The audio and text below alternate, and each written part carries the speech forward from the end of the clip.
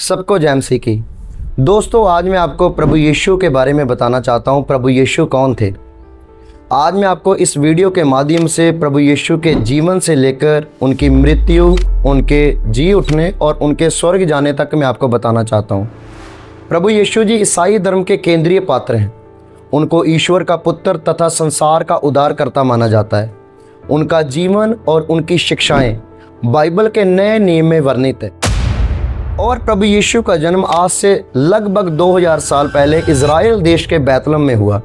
और तब उस समय वहाँ पर बोली जाने वाली जो लैंग्वेज, जो भाषा थी, वो इब्रानी थी।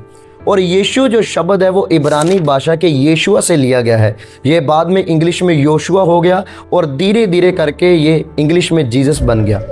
और प्रभु यीशु की जो फैमिली थी, उनके माता पिता नाजरत में रहते थे, जो बैतलहम के बहुत ही पास।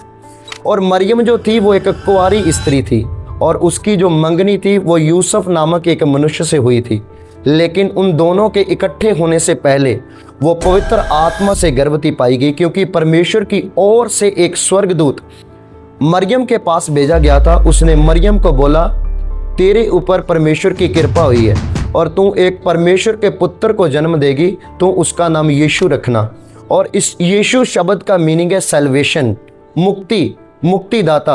और वहां पर लिखा है अपने लोगों को उनके पापों से उनका उद्धार करेगा। और जब प्रभु यीशु जी का जन्म होने वाला था, तब वहां पर एक राजा राज करता था, शासन करता था। उसका नाम था अगस्तुस। उस राजा ने एक आज्ञा निकाली थी कि सब लोगों के नाम लिखे जाएं और सब लोगों की गिनती की जाए। और तब मरियम और यूसुफ भी, जो प्रभु यीशु के माता पिता थे, अपना नाम लिखवाने के लिए वो बैतलहम में गए थे। और उन्हीं दिनों में प्रभु यीशु जी का जन्म के दिन पूरे हो गए और कहीं पर भी मरियम और यूसुफ को जगह नहीं मिली कि वो प्रभु यीशु को कहीं जगह पर जन्म दे सकें। लेकिन वहाँ पर कुछ चरवाहे थे जो अपनी भेड़ बकरियों को, बैलों को चरा रहे थे। और वहाँ पर एक तबेला था, एक खुरली थी, और खुरली में प्रभु यीशु जी का जन्म हुआ और उसको कपड़े में लपेट कर वहाँ पर चरनी में रखा गया। और जब प्रभु यीशु जी का जन्म हुआ, स्वर्गदूतों ने उसी टाइम ही वो चरवाहों को दर्शन देकर बोला, जो अपने भेड़ बकरियों की राखी कर रहे थे, स्वर्गदूतों ने उनको बोला, आज दाऊद के नगर में तुम्हारे लिए एक उद्धारकर्ता जन्मा है, जो मसीह प्रभु है। यही है जो तुम्हें तुम्हारे पापों से फ्री करेगा, मुक्त करेगा। यही है जो तुम्हारा उद्धार करता है। 12 साल की आयु तक प्रभु यीशु जी अपने माता पिता के साथ रहे, जो बाइबल में वर्णित है। क्योंकि 12 वर्ष की आयु में वो 3 दिन के लिए गुम हो गए थे, 3 दिन के लिए गुम गए थे। और जब उसके माता पिता उनको ढूंढ रहे थे, 3 दिन के बाद वो उनको एक मंदिर में मिले, बहुत सारे गुरुओं के साथ, बहुत सारे ज्ञानियों के साथ वो सवाल जवाब कर रहे थे, वो क्वेश्चन कर रहे थे।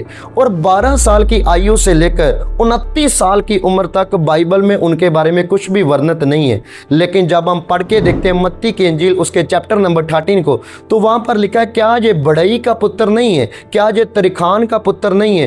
कुछ मान्यताओं का ऐसा माना जाता है कि 13 साल की उम्र से लेकर 29 साल तक प्रभु यीशु जी अपने माता पिता के साथ लकड़ी का काम करते थे। और जब प्रभु यीशु जी 30 साल की आयु के हुए, तब उन्होंने यूहन्ना बपतिस्मा देने वाले के हाथों बपतिस्मा लिया, जो उस समय यरदन नदी में बपतिस्मा दे रहा था सब लोगों को। सबसे पहले यूहन्ना बपतिस्मा देने वाले ने बपतिस्मा देने से मना कर दिया कि मैं कौन होता हूँ जो आपका बपतिस्मा दे सकता हूँ। लेकिन प्रभु यीशु जी ने बोला, अभी होने दे, हमें जरूरी है कि हम धर्मशास्त्र के कामों को ऐसे ही पूरा किए।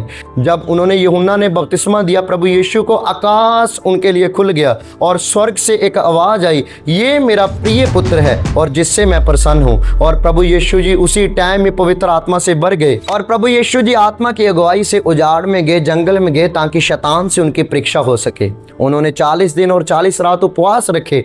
बाद में उन्होंने प्रचार करना, अपना पहला संदेश देना स्टार्ट किया। उनका पहला ही प्रचार ये था, मन फिराओ क्योंकि स्वर्ग का राज्य निकट आया है। बाद में उन्होंने अपने 12 चेलों की स्थापना की, जिनमें से पहले चेले जो थे पतरस और इंद्रियास, ये दोनों भाई थे और ये मछलियां पकड़ने का काम करते थे। उसी के साथ ही याकूब और यूहन्ना, ये भी पतरस के साथ ही मछलियों पकड़ने का कारोबार करते थे। बाद में मत्ती, जो एक चुंगी लेने वाला, टैक्स लेने वाला, ये सरकारी नौकरी वाला चेला था। थोमा वो था जो शक्की था, जो छोटी छोटी बातों के ऊपर शक करता था। इसने ये भी शक किया था कि प्रभु यीशु जी उठे हैं। एक चेला और था जिसका नाम था फिलिपुस, जिसने एक व्यक्ति को बैप्टिज्म भी दिया था। बर्तुलमई और हल्फई के 2 पुत्र याकूब और थदई, शमाउन केनानी, और उनका जो 12वां चेला था उसका नाम था यहूदा इस्करियोती, जिसने प्रभु यीशु जी को पकड़वाया भी था और वो चोर भी था। जितने पैसे वहां पर प्रभु यीशु को दिए जाते थे, थैली उसके पास रहती थी, वो पैसे भी चुरा के ले जाता था। और यही था जिसने प्रभु यीशु के साथ विश्वासघात किया था। प्रभु यीशु जी ने बहुत सारे चिन्ह चमत्कार किए, जैसे कि पानी के ऊपर चलना, जैसे कि मुर्दों को जिलाना। उसने 4 दिन के मरे हुए लाजर को जिलाया था।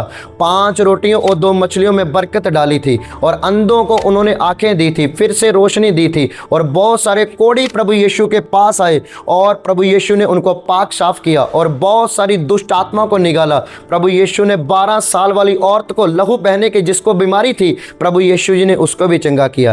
प्रभु यीशु जी की जो जीवन काल की शिक्षाएं थी वो थी प्रेम, वो शांति, क्षमा और सच्चाई के बारे में उन्होंने अपने जीवन में इस शिक्षाएं दी। और इन्हीं चिन्ह और चमत्कारों की वजह से उनके अनुयायी डे बाय डे, दिन ब दिन बहुत बढ़ते चले जा रहे थे। उनके शिष्य बहुत ही बढ़ते चले जा रहे थे और जिसकी वजह से जो धर्म गुरु थे, वहाँ पर जो शास्त्री थे, उनसे बहुत ही ज़्यादा ईर्ष्या करने लगे।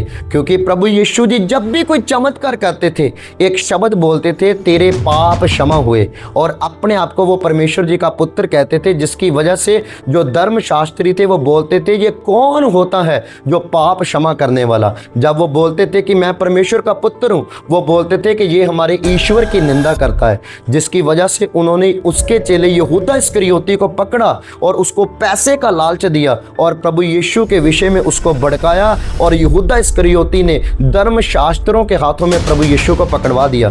प्रभु यीशु को क्रूस दी गई। और क्योंकि प्रभु यीशु जी पहले अपने चेलों को बता दिए गए थे कि मैं क्रूस पर चढ़ा दिया जाऊंगा, मार दिया जाऊंगा और तीसरे दिन में फिर जी उठूंगा। ऐसा ही हुआ, प्रभु यीशु को क्रूस दी गई, वो तीसरे दिन लेकिन फिर जिंदा हो गए। और तीसरे दिन जी उठने के बाद वो पृथ्वी पर 40 दिन रहे और 40 दिन तक वो अपने चेलों को दर्शन देते रहे। उन्होंने बहुत सारी और भी शिक्षाएं अपने चेलों को सिखाई। और 40 दिन जब पूरे हुए, 40 दिन के बाद वो हवा में, स्वर्ग में ऐसे ही उठा दिए गए।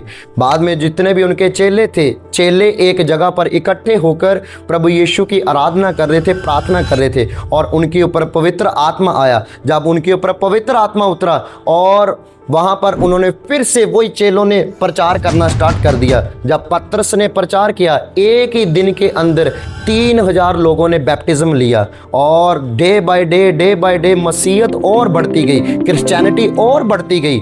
और आज देख लो मेरे बहन और भाइयों, पूरे ऑल वर्ल्ड में कितने लोग क्रिश्चियन हैं और कितने लोग प्रभु यीशु को अपना उद्धारकर्ता मानते हैं।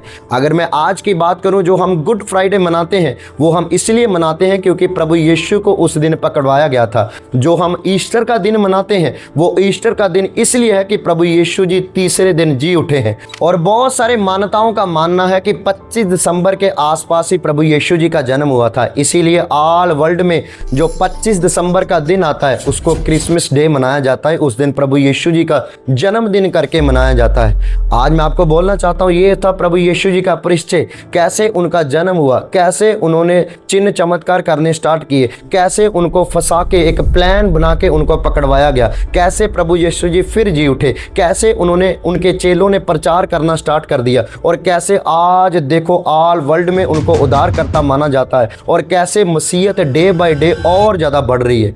मैं आप सबको बोलना चाहता हूँ, ज़्यादा से ज़्यादा इस वीडियो को शेयर कीजिए। जिनको प्रभु यीशु जी के बारे में नहीं पता है उनको भी बताइए और आगे फिर मिलते हैं एक और नई वीडियो में। सबको जय मसीह की।